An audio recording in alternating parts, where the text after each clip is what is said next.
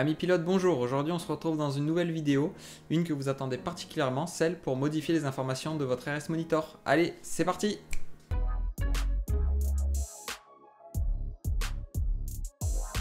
Cette vidéo vient donc en complément de la première vidéo que j'avais sortie pour l'installation du RS Monitor.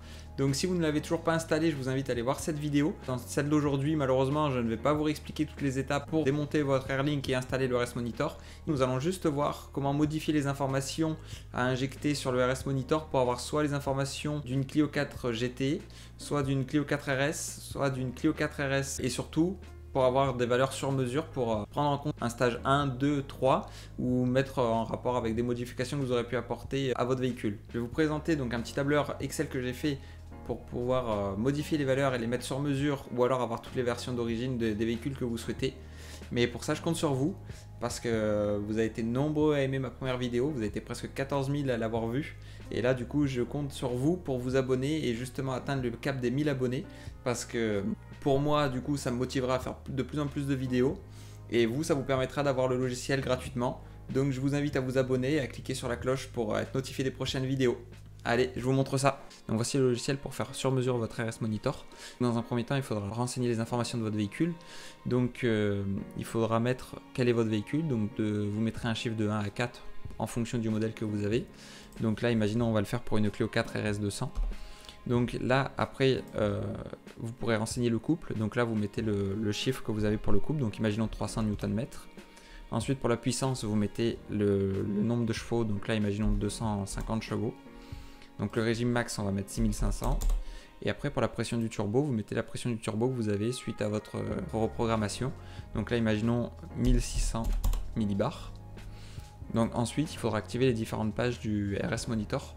Donc pour le glissement, ça va vous dire si votre voiture est en train de chasser ou non. Donc là, si vous voulez la page, vous mettez oui. Donc après, vous allez pouvoir intégrer la page de boîte de vitesse.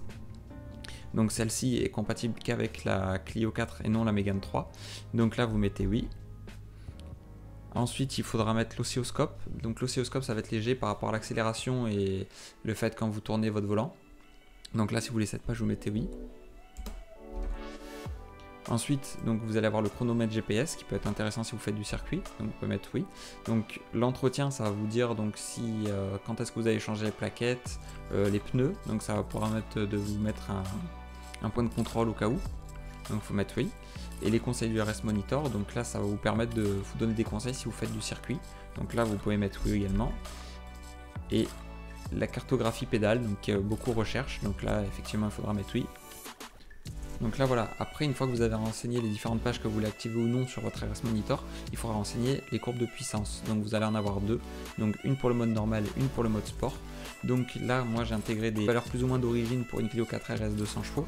Donc là sur cette courbe, enfin sur ce tableau, dès que vous allez renseigner donc une valeur, donc là si je veux modifier, par exemple je vais mettre 300 Nm de coupe pour 1500 tours, là vous allez avoir votre courbe qui va se modifier. Donc comme ça au moins ça vous permet au fur et à mesure que vous ajoutez vos valeurs de voir si ça correspond bien avec ce que vous avez ou non suite à la reprogrammation de votre voiture.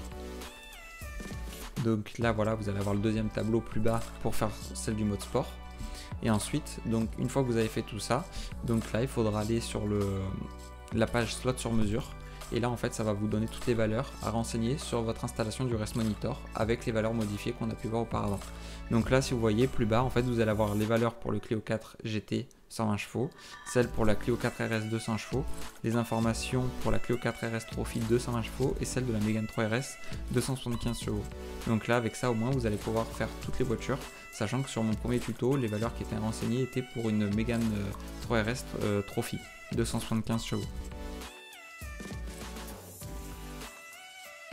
Là vous pouvez voir les courbes avec les informations du premier tuto, donc de la Mégane 3 RS en 275 chevaux, et là avec les informations de la courbe que je vous ai montré juste avant.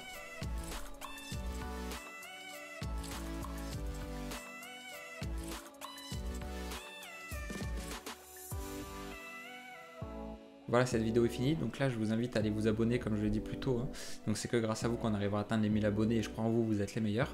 Donc je tiens aussi également à remercier Boris, donc qui m'a beaucoup aidé sur cette vidéo, et je vous invite à vous abonner à son compte Instagram qui est juste là, donc Clio 4 RS France. Et moi je vous invite à vous abonner encore une fois et mettez un pouce bleu si ça vous a plu et n'hésitez pas à partager la vidéo. Allez, Ciao les pilotes.